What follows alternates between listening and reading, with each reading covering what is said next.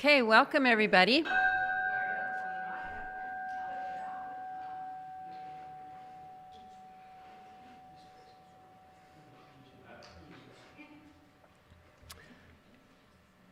So we had the opening bell.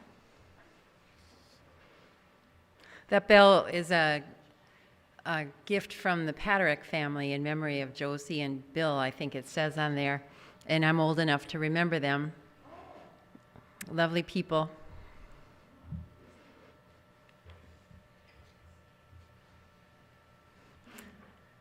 And then, given today's topic and the fact that Richard and I are watching the Ken Burns thing on Henry David Thoreau, they pronounce it Thoreau, but I'll never remember that. It's going to be Thoreau. And this is a replica of his cabin. And I was thinking about putting a piece of tape on the floor to show the size of it. But Thoreau is not really the point of this service. But his little house could serve to us as an example of a place where people who need a place to live and maybe some time away from fear and cold would have a chance to kind of get hold of their lives finally, as he intended to.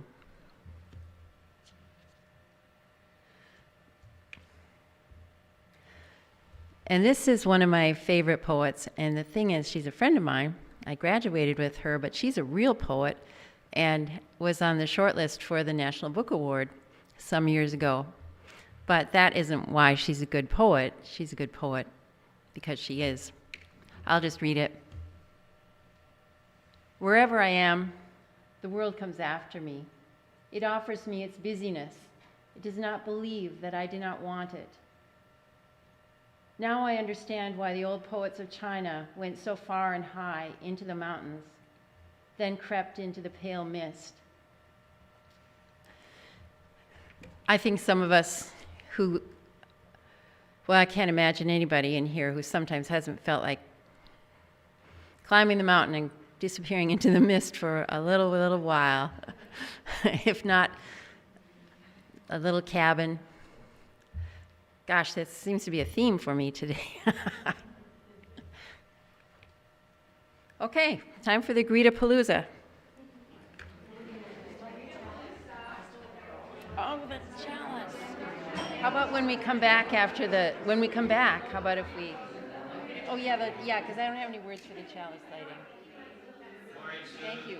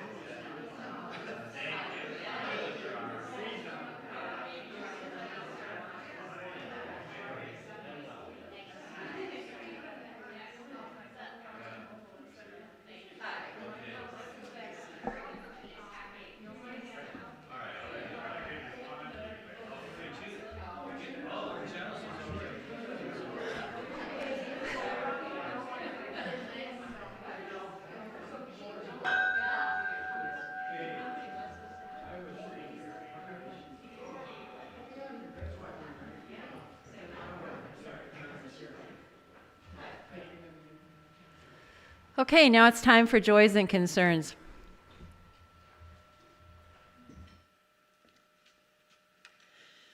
Here's a long one. Some months ago, somehow, a young girl at the college and I connected. She wanted a horse to ride. I have a horse who wants to be ridden. So for months, since last year, she's been coming out riding my horse, Penny, who was given to me by a friend of mine. And also, coming from a different place, I was involved in a fight against CAFOs, confined animal feeding operations. I was talking with a woman who had become quite an expert in that area from up in Dunn County, and I mentioned a horse. She said, "What kind?" I said, "Rocky Mountain Gaited." She said, "Oh, I raised those. What's your horse's name?" And I told her, and she said, "I trained her." And she turns out to be the honorary aunt of this young girl who comes out to ride the horse. And her real aunt is on the board of grassroots organizing, Western Wisconsin, and so there was an event yesterday, and they came down. The honorary aunt, came down, and so the student, the aunt, the honorary aunt, were all at my house yesterday, with Penny, and me. So that was really fun, kind of a concentric circle thing. So that was neat. That's my joy.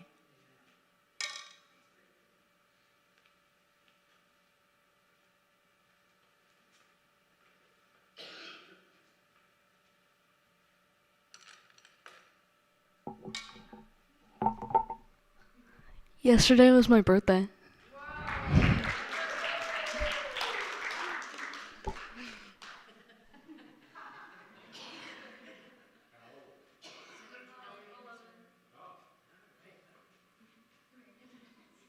Well, I think we need a great big stone for elections on Tuesday when some wonderful people were chosen to represent us. Are you going to say something, Mayor? Wonderful people have been chosen to represent us, so that's excellent news. For the most part. There's a couple. There's a couple. Yeah.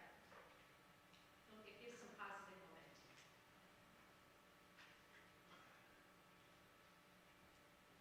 Ooh, that's a very tall microphone for tall people.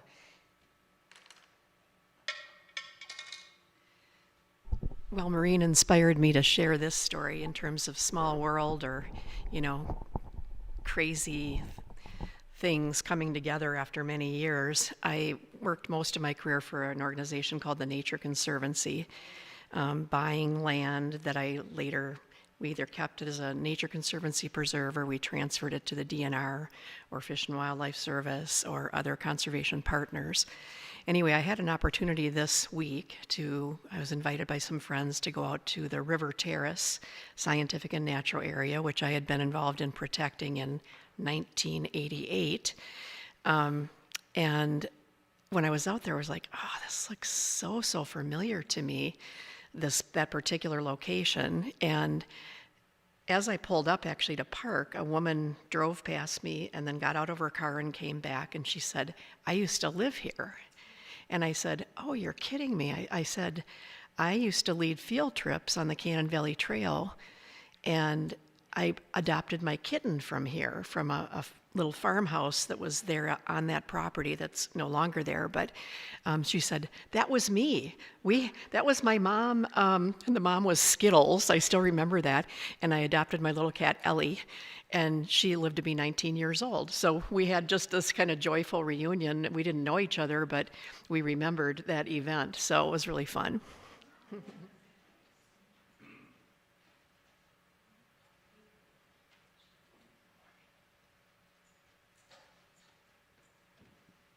Okay, well, to say ditto for the joy of the Tuesday elections, for the most part they were good, but we couldn't skip by without acknowledging that the downside was Wendy didn't win. But it's good. It's a good practice run, and there are good things in the future. I think a concern I have is just an overall broad concern for the loss of civility, grace, and decorum in our social life and infrastructure.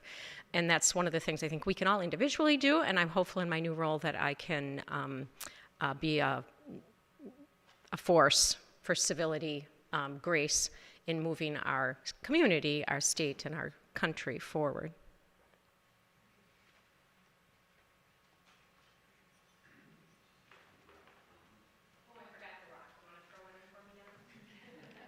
Overhand or underhand?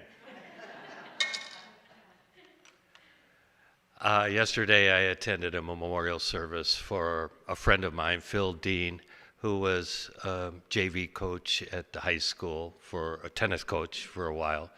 And I sort of inherited his job afterwards. So now that I have an elected school board member again here in the audience, I just want to praise the River Falls school system for keeping all these extracurricular programs going. I help out with the high school tennis program, and I can tell you all the 4 or 5 years that I've been doing that, the boys are just total gentlemen, very nice. The bus drivers always say that as far as the teams go, and it's great to see all ages, 9th, 10th, 11th, 12th, they just get along so fantastically on the team. So here's for the school board and Phil Dean, a character.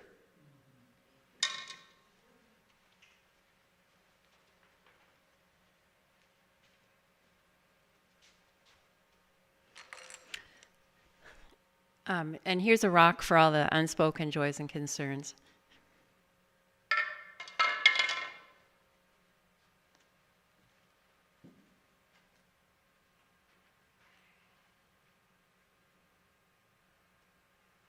Okay, this is our talk about a local tiny homes project. And I think it was the year before last I heard about some rumblings of it, and it was the River Falls ministerium that was starting to talk about what they could do for people who were unsheltered in our community. And I asked if I could be on the ministerium as a representative of our congregation, and received permission, so I joined the ministerium and have been following along with this effort since then. And as a person who likes to, well, the motto of our farm was just do it. And so to have it be a year and a half later is like, when are we going to do it? But it is important to get it done right, and I agree with that. Build a good foundation for it. So first, the discussion was about why do we need it, and these pastors, they have a ground level view. They have people coming into their churches and asking for help, and sometimes they can give them vouchers for motels. Sometimes they make calls on their behalf, but it's hard for them to not be able to help. And then also it's hard for, we had Shelley Smith from Our Neighbor's Place, who's spoken here, come and speak with us and talk about her problems with adequacy of the tools that she's got to work with. And so that was one of the first questions was, what if we did this project? Would that help you? Because the main thing is not to get in the way of the good that's already being done.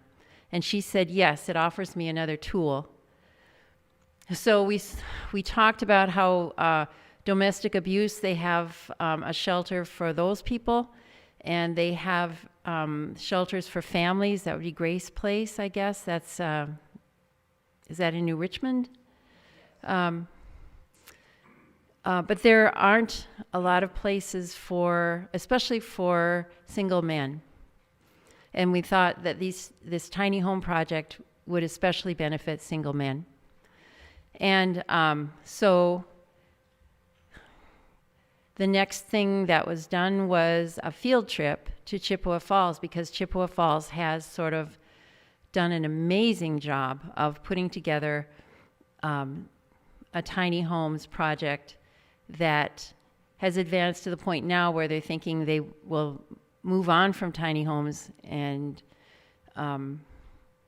have different housing. But anyway, I'm going to show the video of that, so because it can explain it better than I can.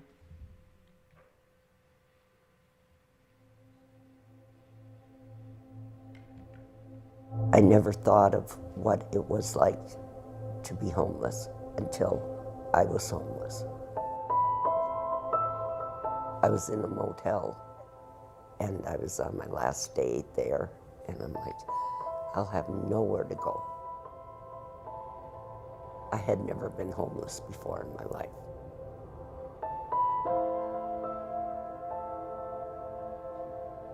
I was feeling so hopeless. I always thought of the brown paper bag guy under the bridge, desperately seeking something.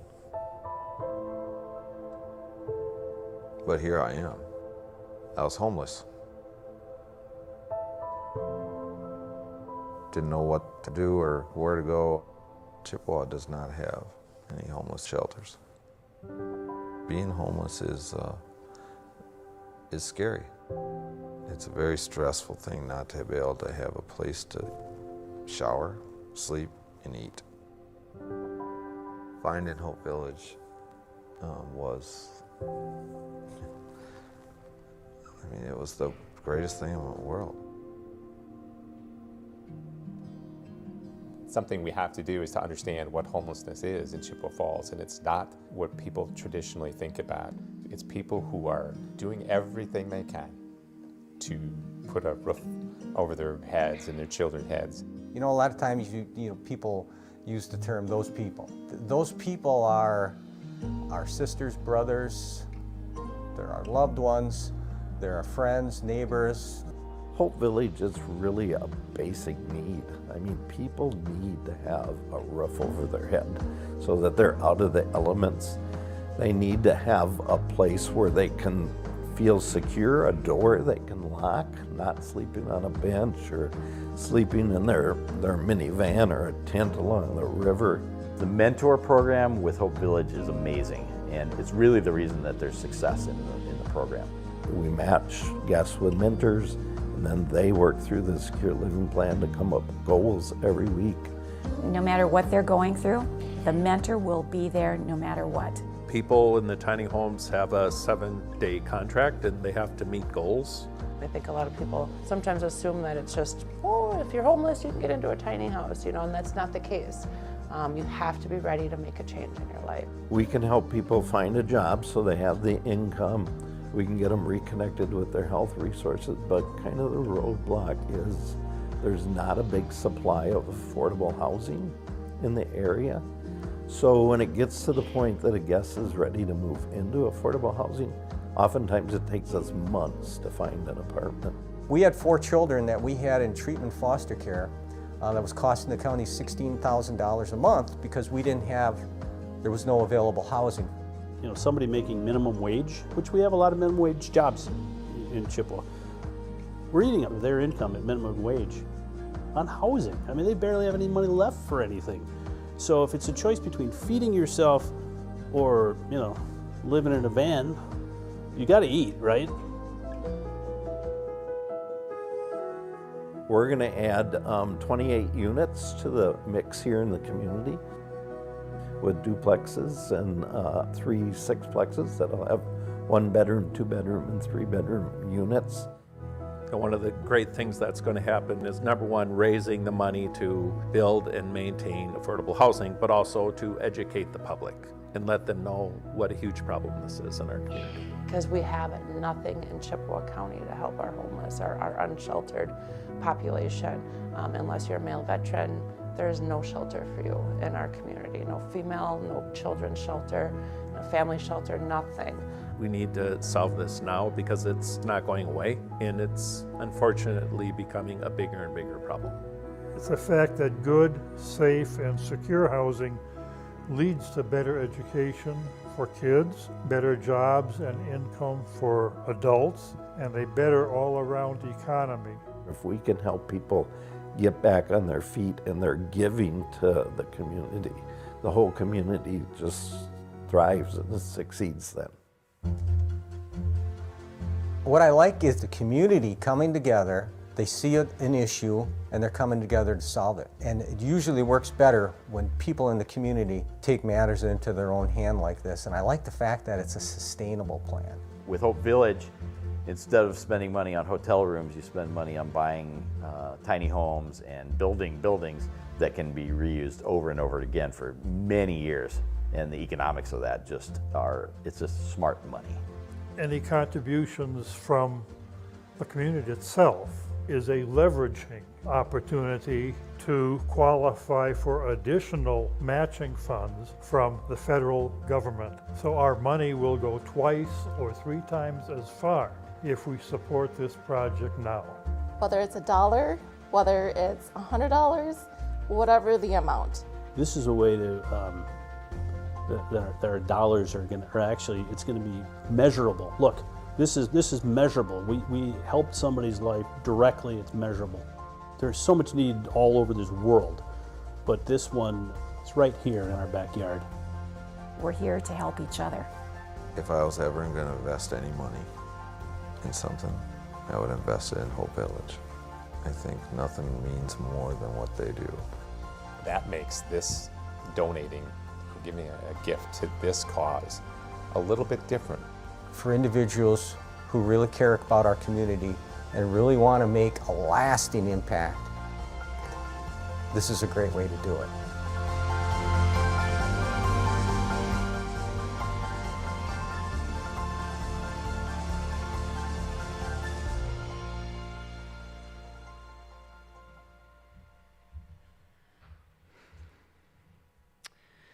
So our project is following very closely in that pattern. The ministerium is on the verge of starting construction on 2 tiny homes. And they will be on wheels. Oh, I should first say, after the Hope Village field trip, then we had one of the planners from the city come in to run the idea by him to bring back to the other people at the city, and got approval there. And then also the police department, I think Sergeant Anderson came and heard the plans and was also on board with that. So we decided we needed to do a community summit and share the plan with the whole community. So we did that at the end of January, and I think I might have. Okay, so we had to come up with a name, and the working title is Wellspring Village. And I'm not going to read through this whole thing. You don't have to either. But this is kind of what the summit was about, to tell us what we're looking at. We want to have a place for people to transition from homelessness to being housed.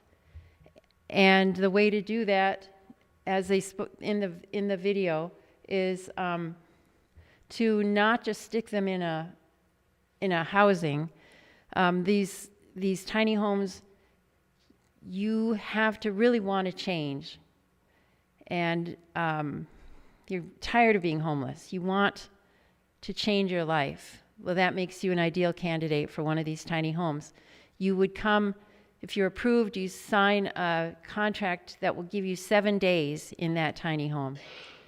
And in that 7 days, you will every day have contact with a mentor. And our community is going to have to train mentors to match up with the people in these homes. And then once a week you meet with a coach because you're trying to achieve goals like employment or education, healthcare. And then at the end of the 7 days, you can sign another contract. And every 7 days, your contract is only 7 days long. So people have to stay motivated. The Hope Village, Hope Village, apparently in 10 years they've only had 2 calls to the police department.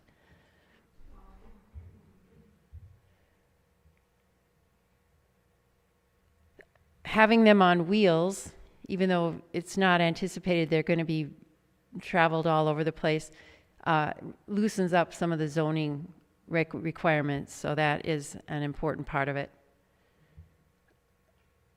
And that lower one, the needed services, the access to showers, etc. It was looking for a while. I would say Luther Memorial is the most motivated of the churches, or at least their pastor is the most motivated. And he saw a house come up for sale next to their church. And he was anticipating putting a tiny home on their grounds, and then having this house be like a community center for people that are living in the tiny homes. And even in his marital counseling role, encountered a couple that were really interested in being the counselors for such a place and had the background to qualify them for that. But that sale of that house ended up going for quite a bit of money. Now they're looking at another one in conjunction with, they're getting some help with Father Jerry Harris from the Catholic Church. And so it's hoped that the people in the tiny homes will have a place nearby that will provide all the showers, laundry, that kind of thing. So the expectations are the contract and a stable living plan. And then there's a program the extension offers called Rent Smart, and it teaches people what their rights are as renters and what their responsibilities are as renters. And so what Hope Village does is require that guests take this course, and we would too. They have the daily check-ins with the mentor, the weekly check-ins with the coach. Yeah, a lot of volunteers. This is going to require a lot of volunteers, a lot of fundraising, a lot of, people to turn over when someone has moved out. The place is going to have to be cleaned and restocked. There's just a lot to do, but I think River Falls would be up for it. We had a lot of enthusiasm at that community summit. And our neighbor's place, they're expanding. They're going to knock down their current location and build a new building there. And they see this as an extension, a tool that will help them in their work. Also, the University River Falls social work department. This can be an excellent way for students there to gain experience.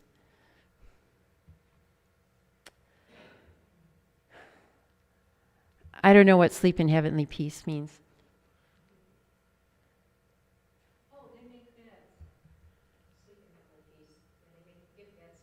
Oh, how nice. Yeah, that would really be helpful. Anderson Windows is apparently going to be supplying windows and doors for these units. Yeah. So there are a lot of things to do. And I'm not able to be on the ministerium anymore, at least for a few months. So if anybody else here wants to be a representative, let me know. I have a job that'll go, at least I won't be able to go to the May and June meetings. Maybe I'm hoping that July I'll be able to again. But according to the minutes of the March meeting, Anderson is donating the windows and doors. They are trying to establish 501c3 status, and they're going to make one tiny home, learn from that process, adjust the design, and make two or more after that. And the projected cost for each tiny home, even with the donated windows and doors, will be $15,000 to $20,000. So Lutheran Memorial and First Congregational are already holding funds for building these homes. And the Hope Lutheran pastor is convening a group of volunteers who are interested in grant writing. So, so things are happening. Things are going to happen. But they could happen faster. And so my friend Dana is here, Dana Linscott. He's done a lot of work with homeless people over the years, and he has an idea sort of for emergency shelter, and I'll just let him take over here. It's easier for me.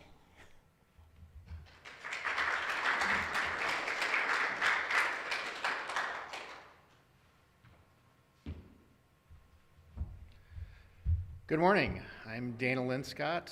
I'm one of the co-founders of the River Falls Alliance for the Homeless, which is essentially an organization of volunteers that often just supply volunteers to other organizations that help the homeless.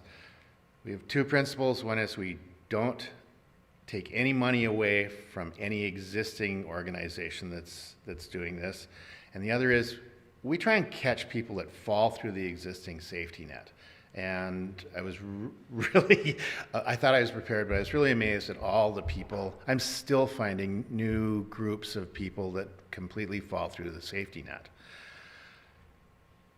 Maureen asked me to first speak about how people become homeless. And there's a lot of reasons, but it generally boils down to this.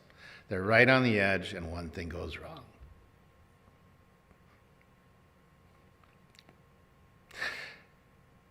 It can be anything.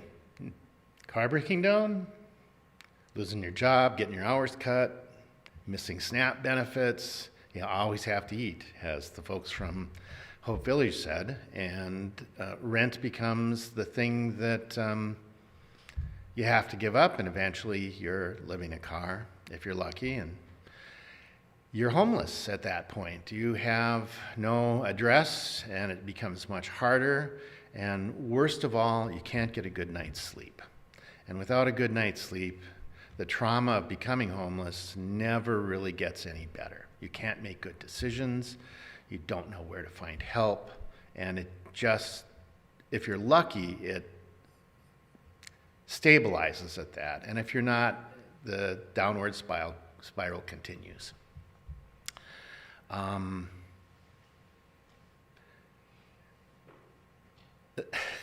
The economics of the last year, the cutting of Section 8 benefits and SNAP benefits are just going to accelerate it further. We're seeing a little movement in the local rentals because there simply aren't enough people that can afford the lowest cost rentals, and so it's actually changing the market slightly. Because renting to somebody for $50 less or $30 less is better for business than being empty. The other thing that I've been asked to speak about is about tiny homes. And looking at Thoreau's cabin, yes, I'm going to try and say Thoreau too, but I'm not going to. Reminds me of my first tiny home. When I got out of college, I could afford some land, but I did the mathematics, and there was no way in that economic area that I was ever going to be able to actually own a home. And so I decided, well, I'll build one. And it would have been helpful if I would have had some skills accumulated to do that, but I built essentially something about the size of Thoreau's, a little bit larger. There, see, I can't do it. And made it through the winter, and just as I earned money, I built onto it more. But it was just essentially, it was pretty much a tiny home the whole time. It was just more efficient as time went by. I was partially raised by grandparents that had gone through the Depression, through the Great Depression. And they instilled in me that it's really important to learn how to stretch money more than make money. And I became maybe better at it than they anticipated. So when it comes to building tiny homes, I think it's possible to build them for a little over half of what it's anticipated of building them from scratch. There's two types of tiny homes. There's cottages, which have a foundation, and then there's tiny homes that are they're officially and legally vehicles because they're on wheels.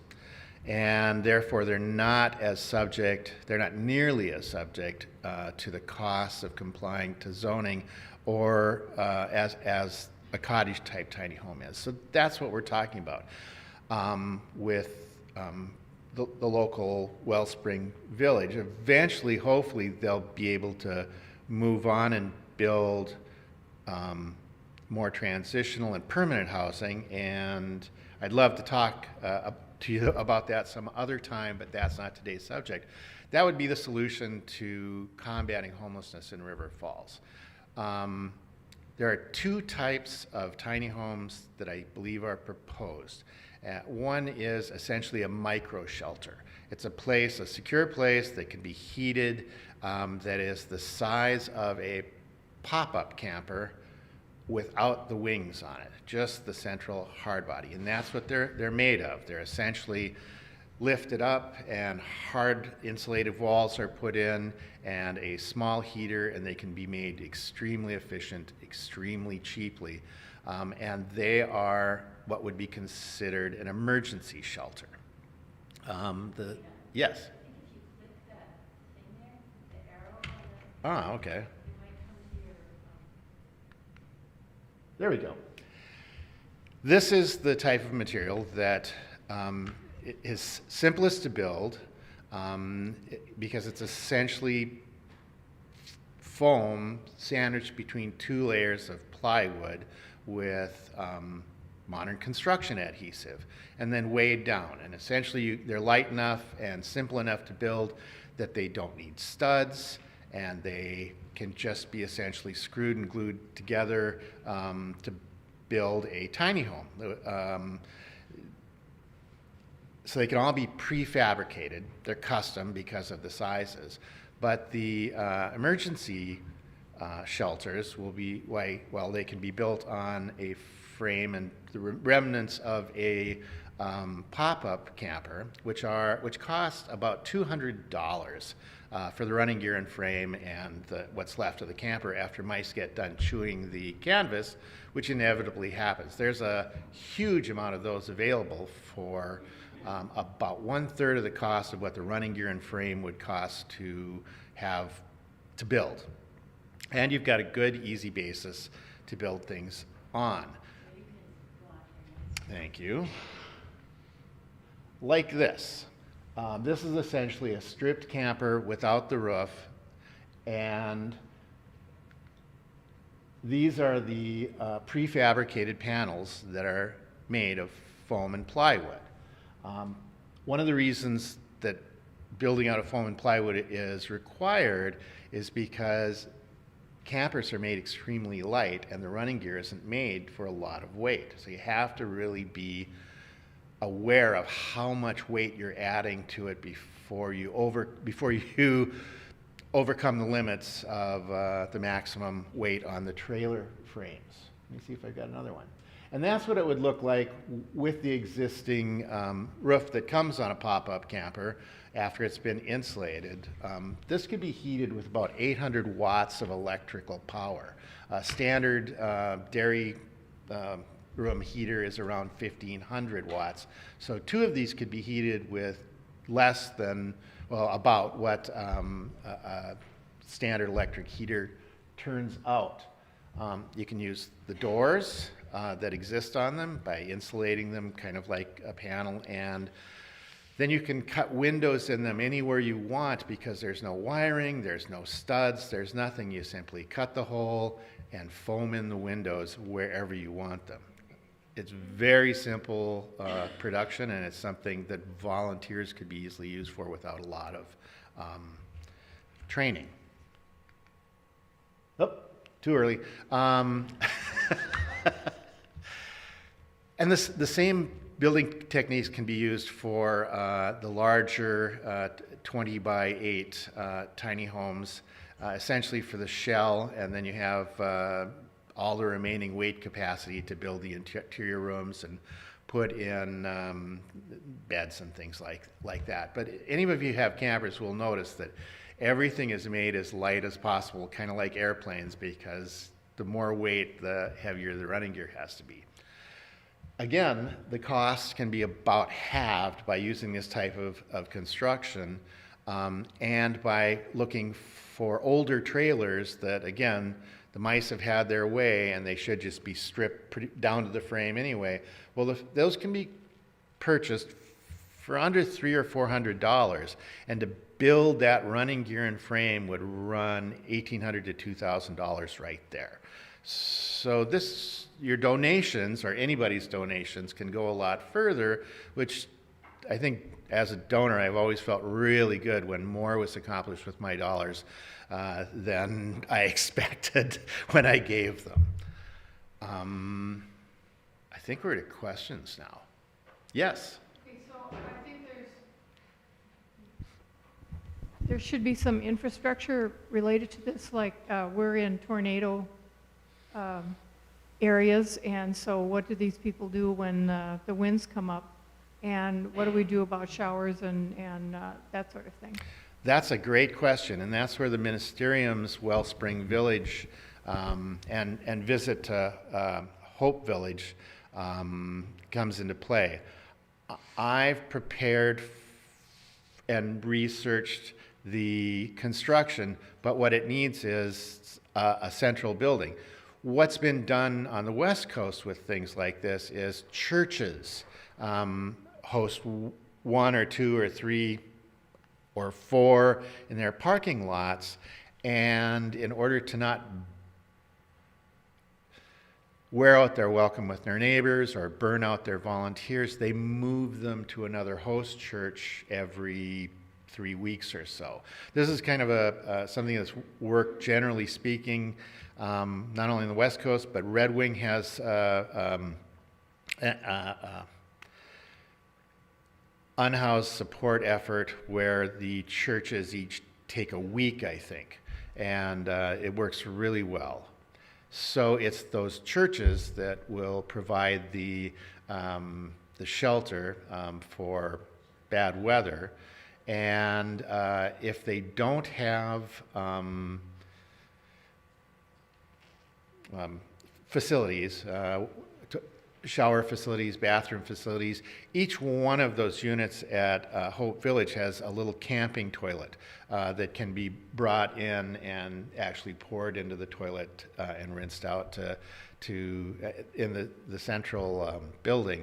They also have a tiny home-like building where they hooked into the city sewer and the city water, and they have in that I think it's like a 24-foot trailer, they have a bathroom, 2 showers, and some laundry facilities. And so that's something that could also be brought from along with each host church's needs. Yes? Oh, you have the microphone. Yes. I'll just follow up on that question. So, and this is for Maureen too. The Wellspring Village, as I understand it, it's going to be at Luther Memorial, right? The first on wheels cabin. Right, and is that, calling it Wellspring Village is sort of aspirational? Yeah. Start with the one. Yeah. And Luther Memorial is the You need to get at the microphone, I think, for the people at home. I said that calling it Wellspring Village right now is aspirational because we're just looking at building one at present and hosting, and Luther Memorial hosting it. And at one point they were talking about getting a grant so that they could make their access to their bathrooms available with a fob that the people living in the tiny home would have, but they wouldn't be able to get into the rest of the church. And I don't know the status of that right now. But go ahead. So, you know, we've sort of pushed that idea around for this place here. The main obstacle is the shower facility and perhaps the laundry. That's not, you can always go to public laundry, but the shower facility is, I think, the roadblock for this. Well, our neighbor's place has that available along with laundry. So although eventually they'd become overburdened, initially they could provide both of those. Oh, that's great to hear. So you haven't coordinated a mixture of the low-cost emergency shelters with the more higher cost. You haven't coordinated that at all. I don't know if that's what I'm proposing. I'm not part of. I'm at best an unofficial advisor and donor. I'm planning to bring it up at with the ministerium, his idea. Have you reached out to the county health department to coordinate with them or see what kind of resources that they might have? And I think they would be interested in knowing about this effort too.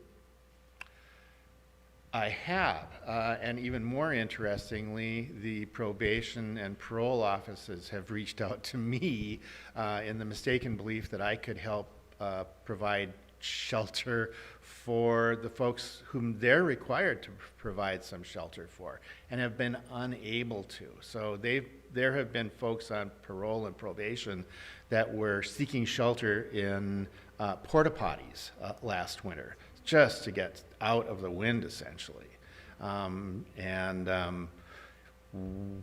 When we found actual shelter for them, to their credit, the probation department in Ellsworth jumped on it. It's like, oh, we have a solution. And we do in a way, because the state has funding, quite a bit of funding, for providing housing for folks recently released from prison who are unable to support themselves initially. And so if this were available, and it would not be probably part of one of the churches, because being recently released from prison is not, doesn't put you high on the list, but there could be a second place that would allow that. The county's very interested always in stretching the dollars that seem to be shrinking while the need grows. And so, yeah, in fact, they've reached out to us, and I'm sure they've reached out to our neighbor's place and every other, and finally got to us because everybody said we don't have anything more. And unfortunately, I think we were probably the bottom they were scraping when they hit the alliance.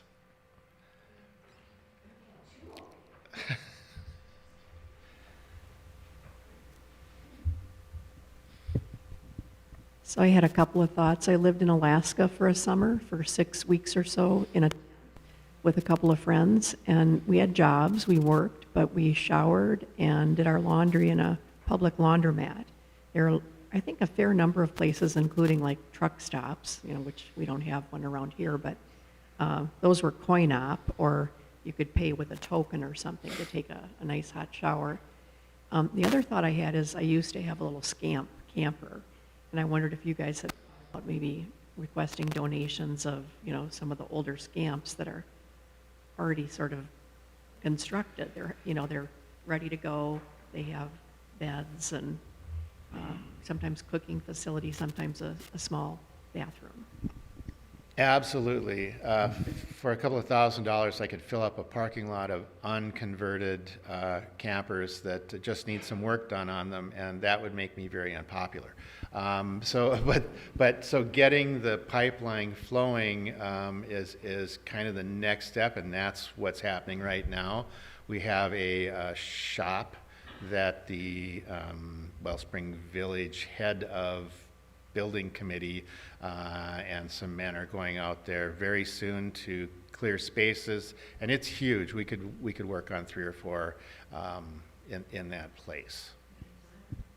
Yeah, thank you for being here, and thanks, Maureen. My question is, when you went to Chippewa, Maureen, and when you guys learned about what's going on in Chippewa, who's owning this there? It seems to me in River Falls, we're fortunate to have our neighbor's place that resulted from the churches leaning in and saying, we're going to do something about this, and they formed our neighbor's place, and that's gotten traction in the community. But when you look at houselessness, homelessness, it seems like everyone owns a piece of it, but nobody's really putting their arms around it and owning it. So the school district might say, yeah, well, we have children in our school who don't have a place to call home at night, but is that our problem to fix? The city, we're running the city. Is the fact that some people have no house to live in, we're doing the best we can to build housing, is it our problem? And the county, of course, a long time ago, there were the county farms. If you didn't have a home, you went to the farm. What is the county saying, what's our problem? So I'm wondering, my question is, were there any learnings from Chippewa that we could implement here about establishing collective ownership for this challenge? Yes. Everybody benefited from the city to the county because the problem, nobody's ever caught up to the problem, and it's unlikely that anybody ever will. That would be lovely, but hasn't happened.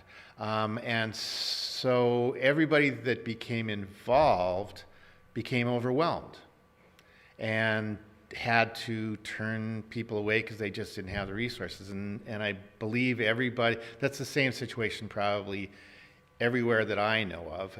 I've researched out on the East and West Coast. I haven't looked to the South very much, but everybody just gets overwhelmed, and whoever steps out is the next group that gets overwhelmed. So what happened with Hope Village was they all coordinated, and they coordinated with the county, coordinated with the city, coordinated with local businesses, which were really the folks that could provide not only funding, but direction in how to don't pay retail, pay wholesale when you're doing this sort of thing. And all of the organizations that businessmen belonged to were then automatically and maybe unwillingly at first became involved. But it was basically once everybody decided to work together, that it wasn't somebody else's problem, that things turned. Did they explain much of that to you, Maureen?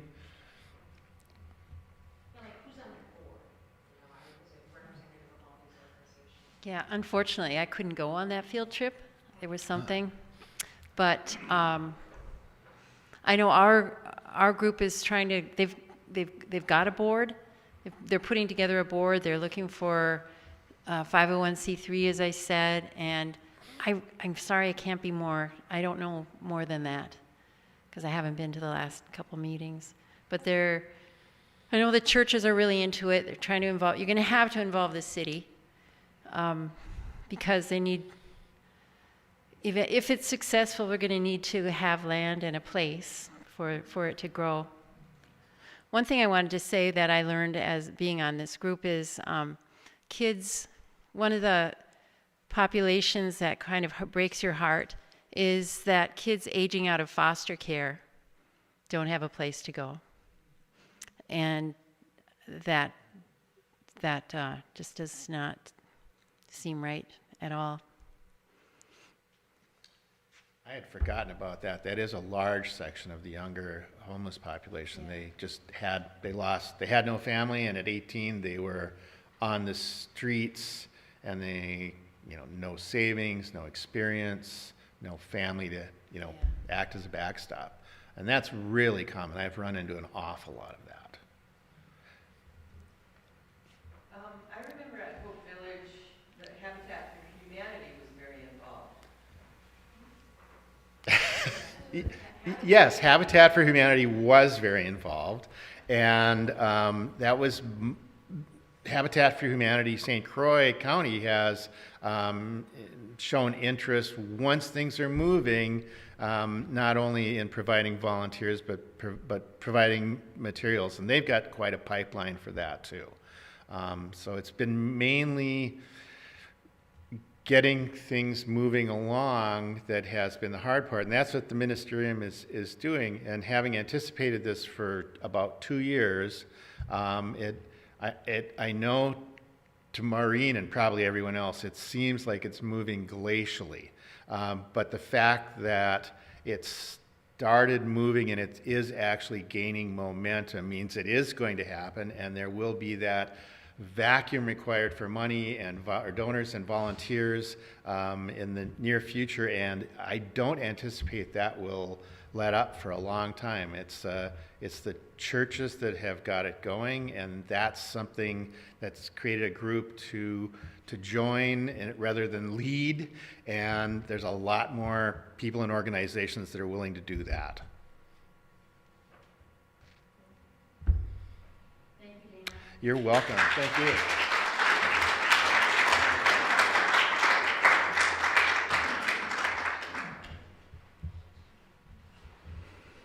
Oh, that's so good to have such nice, smart people in our community. Okay, so these are the announcements.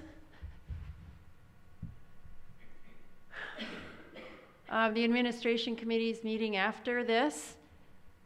Next week, Allison and Don have this service, April 26th. Gabriel Johnson has not, if you're listening, Gabriel, get it in.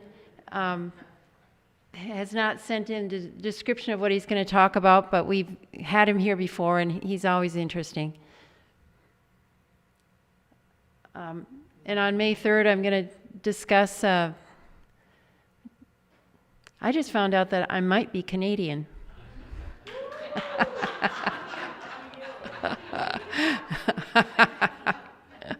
So that's a very relevant question for me. And then we have the annual meeting on May 10, and the Paula Luger Memorial Book Read. We're going to read The Serviceberry in Paula's honor. It's not a long book, and it's supposed to be quite good, and then we'll discuss it. Not all in that morning service, but there will be more details on that as we go along. We have a basket back there for financial contributions. We appreciate your presence, and we appreciate your gifts. And there are some very nice treats in the kitchen. So let's do our closing words. And thank you.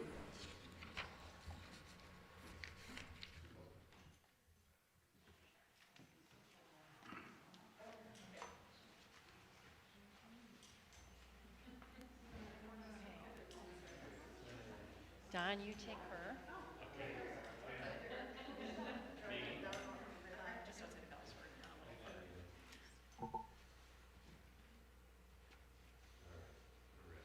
Go out into the world in peace.